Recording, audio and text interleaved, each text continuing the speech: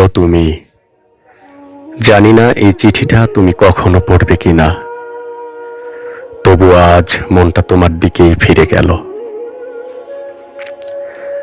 অনেক সময় পেরিয়ে গেছে, তুমি আর আমি এখন একই সময়ের মানুষ নই। তবুও কিছু স্মৃতি এমন থাকে যা সময়ের ভেতরেও হারায় না, বরং চুপচাপ বুকের ভেতর থেকে যায়। তুমি চলে গিয়েছিলে খুব নীরবে, কোনো শব্দ না করে, কোনো ব্যাখ্যা না দিয়ে, শুধু একটা শূন্যতা রেখে।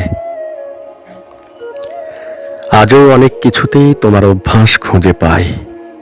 হঠাৎ কোনো মুহূর্তে মনে হয় তুমি থাকলে এটা এভাবে বলতে, কিন্তু পরক্ষণেই বুঝি না, তুমি আর নেই সেই সময়টাতে। তুমি যেদিন চলে গিয়েছিলে আমি ভেবেছিলাম জীবন থেমে গেছে, কিন্তু সময় থেমে থাকে না, সে শুধু শেখায়।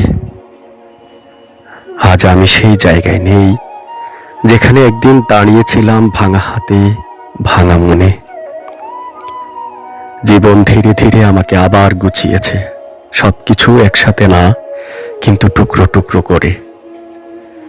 যে অভাব তোমাকে দূরে নিয়ে গিয়েছিল, আজ আর সেটা আমাকে ভাঙে না, শুধু মাঝে মাঝে চুপ করিয়ে দেয়। তুমি যেখানেই থাকো ভালো থেকো। আমি তোমার জন্য কোনো অভিযোগ রাখিনি, কোনো রাগও না। শুধু একটা শান্ত জায়গা আছে মনে, যেখানে তুমি এখনো আছো, কিন্তু দূরে। আর হ্যাঁ, তুমি যা পাওয়ার জন্য চলে গিয়েছিলে, হয়তো সেটা তুমি পেয়েছো। আর যদি এখনো না পেয়ে থাকো, তাহলে আমি আল্লাহর কাছে দোয়া করি, আল্লাহ যেন তোমাকে তা দান করেন। তুমি যেন কখনো কষ্টে না থাকো, তোমার জীবন যেন শান্তিতে ভরে থাকে। কারণ সত্যি বলতে আমি কখনো চাইনি তুমি কষ্ট পাও।